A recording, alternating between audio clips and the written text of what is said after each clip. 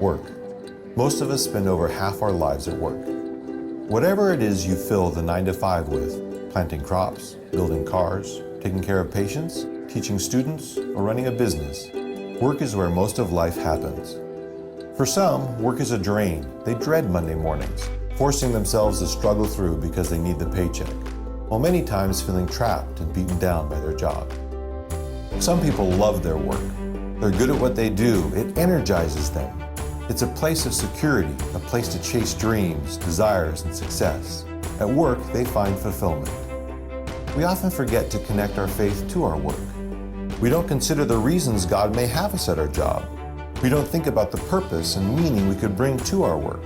We simply focus on how it makes us feel. But what if we saw our work as an opportunity to worship?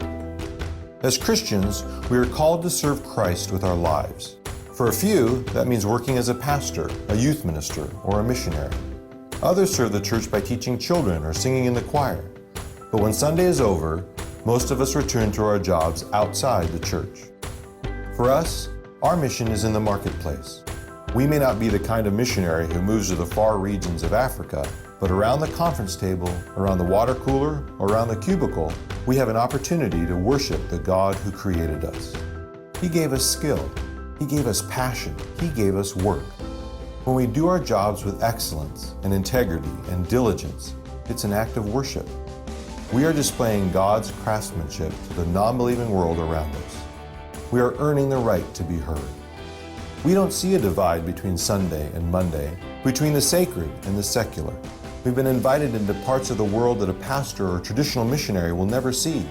We have conversations with people who would never set foot in a church. Whether we love or dread our work, we choose to turn the focus away from ourselves and toward the mission God has for us. Church is not the only place we worship, and Sundays are not the only days on our calendars that have meaning. Every day on mission for God brings us great joy. Like the heroes before us, we can be modern-day Noahs and Josephs and Peters who are called with a purpose. God has designed us. He created us to work and to worship. For us, work is worship.